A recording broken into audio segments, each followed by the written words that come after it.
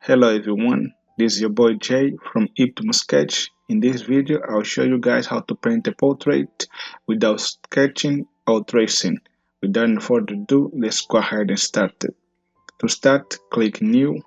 To create a new document, I'll be using custom template for this project. I'll be using 3240 pixels for the width, 4050 pixels for the height, and for the resolution, I'll be using 300 pixels per inch. And for the color mode, I'll be using RGB. For the color in the background, I'll be using neutral gray, about 50%. Once you have all the information, click Create. In this new document, I'm going to import the reference image by dragging to the Photoshop.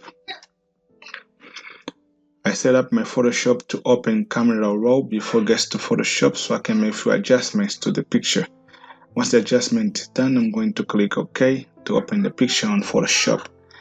Now I'm going to scale the picture to about the size of my canvas.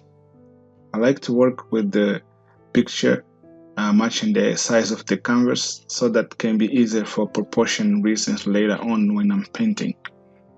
Now I'm going to make sure that the picture is the place what I want, and then I'm going to click OK. Now I'm going to adjust the highlights and shadows on the picture. I want to make the pictures to be more present, so I'm going to tweak the highlights and shadows. Now you can always copy the values of the shadows and highlights on the screen so that maybe you have similar values to mine. But you can always, do whatever works for you. So I'm just going to adjust the values on the highlights to match my preference test, and then I'm going to click OK. As you can see, before and after, we have the picture much present and much vivid. I'm going to duplicate this image because I want to add high pass to the image. So I'm going to the image layer and click Ctrl J, and then color mode, vivid light, and then I'm going to filter, other, and then click high pass. And here on high pass, I'm going to tweak the radius so that it can be somewhere between 4.3. You can always adjust according to your preferences. I'm going to stick with 4.3 and then click OK. Now I'm going to combine the pictures by pressing Ctrl E on your keyboard, and then I'm going to export the pictures so that I can have this picture matching my canvas. That way it can be easier for me later on for getting my proportions right. I'm just saving the picture. I'm renaming it, and then once I rename it, I click Save.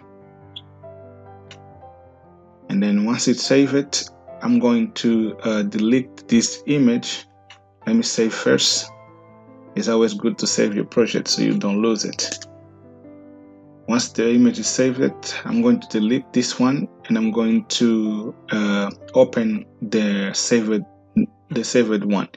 The reason I'm going to delete this one because I don't need the picture for this method on my canvas. I only need the blank canvas for this painting method. I'm just going to open the new saved image as our reference image. I'm not going to tweak anything. I'm just click open. Now that we have the image in place, I have two different working documents, and I'm going to divide them into different spaces. I'm dividing them vertically so that I can have on one side the reference image and on the other side the canvas.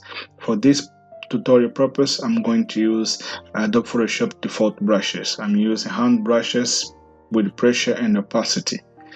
You can always pause the screen and see which brush I choose. Now for this painting technique, I only use three colors: black, gray, and white. This painting technique is called sculpting. It doesn't require you to sketch or to trace. Normally, let me go ahead and blur the reference image by converting to Smart Object. Right click on your layer, then choose Convert to Smart Object, and then we're going to add blur. Go to filter, blur, Gaussian or Gaussian blur, and then here we're going to adjust the values in such a way that we don't see any detail on the image.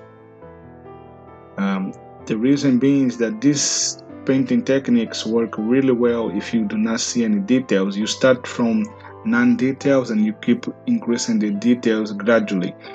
It is the main difference between this technique and the tracing and sketching, because on tracing and sketching you're looking for the features of the image, like the details on the image, while on these techniques you're only looking for the shadows and the highlights and the color values. So we're going to focus mainly on getting the color values right, the gray color, the black, then white in place, and we're going to tweak them by adding shapes. Now in here I'm just going to trying to figure out the proportion, because first things you need to do is always to figure out the proportions. Once your proportions is in place, or at least close to the reference image, then it should be good to add more details and more colors and so on. So I'm just trying to figure out the values of the image. I'm trying to see if my proportions is right, and then keep adding some highlights and some shadows to match the image.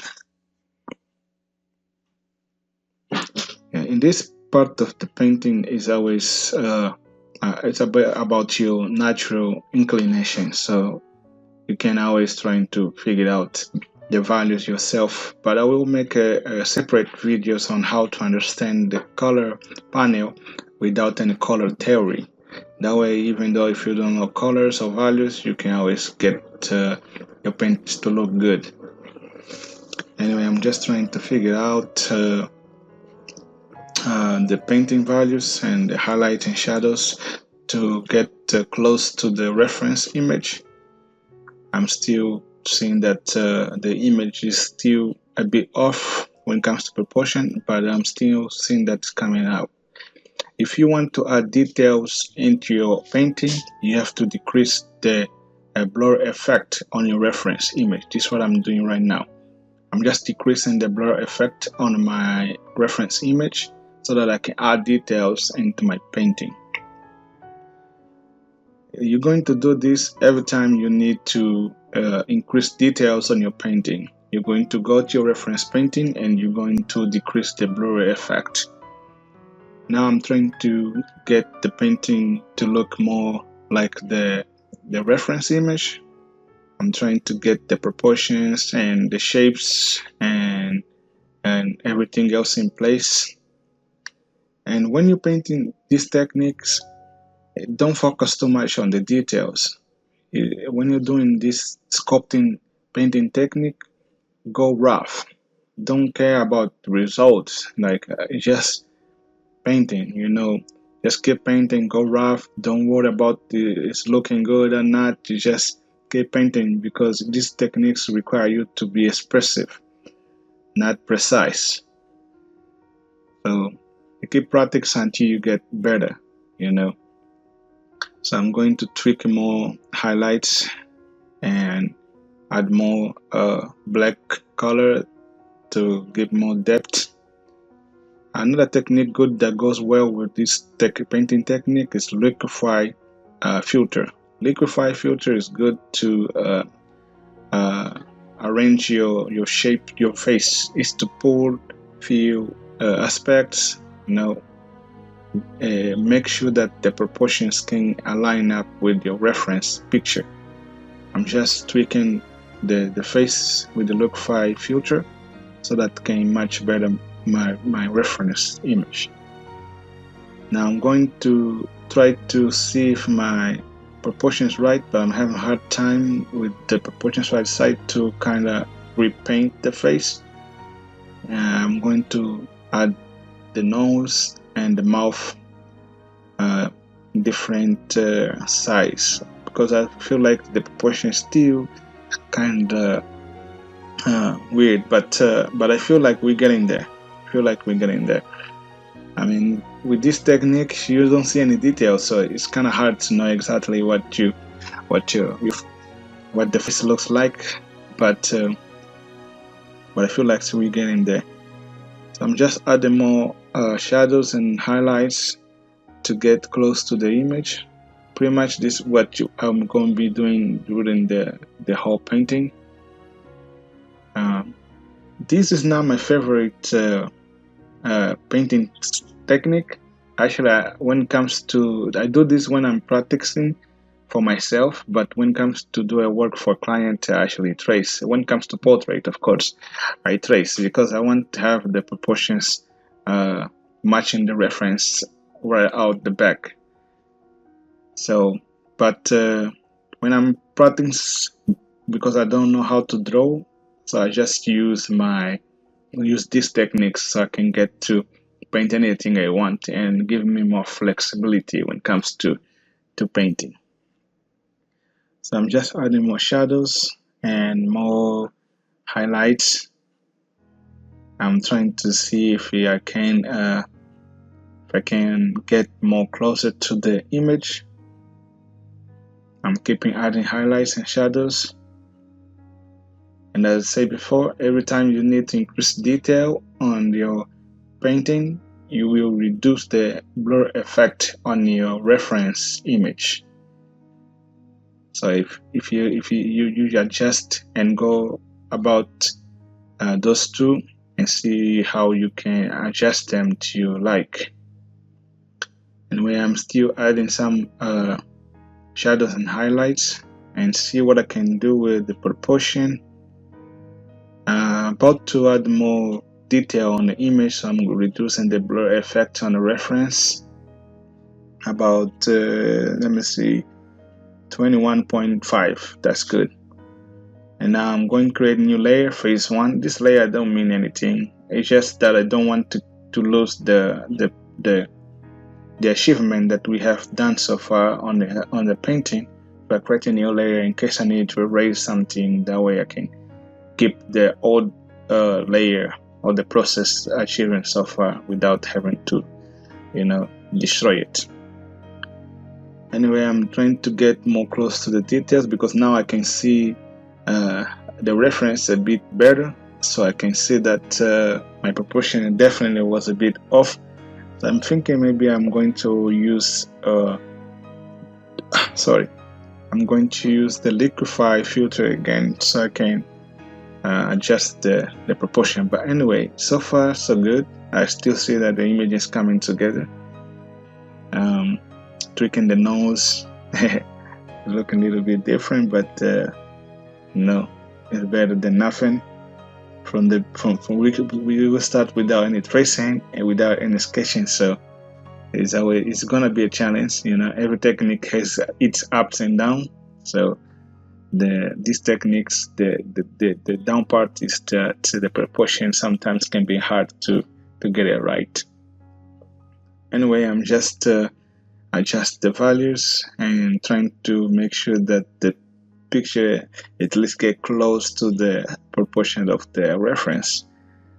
Trying to work on the chin, trying to see if the chin is going to, something is off, but let me see.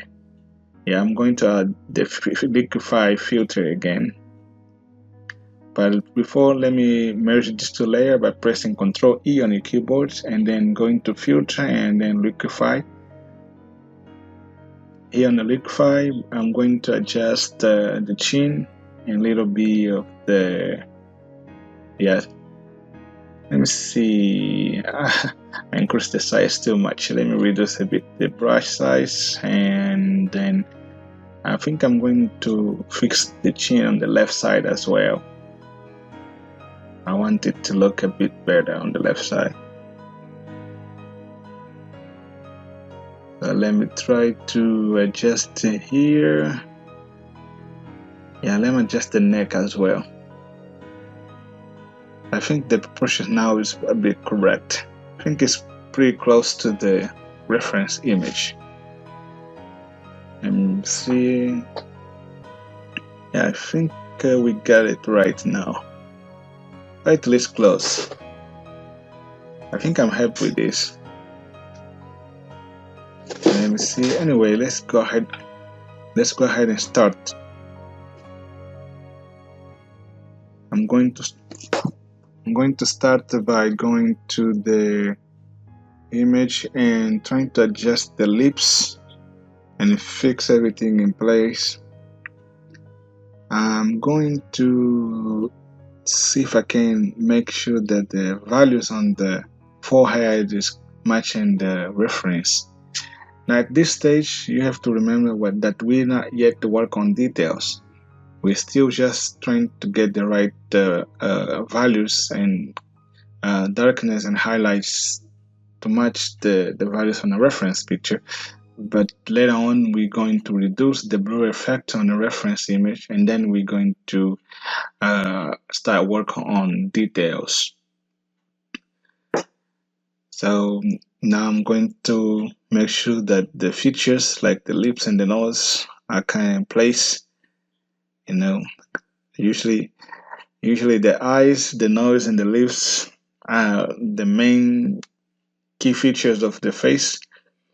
So sometimes when you made a mistake on those, the picture look a bit different. In my case, I made a little bit mistake, but I have been working on this picture for about an hour and a half, so I just decided to keep going with what I have. So I didn't want to make any dramatic changes on the picture at this point. Now I'm just making sure that the picture achieve more realistic looking by adding a little bit more highlights and changing a little bit the values on the colors of the eye, on the teeth, on the lips, and make sure that we can achieve at least get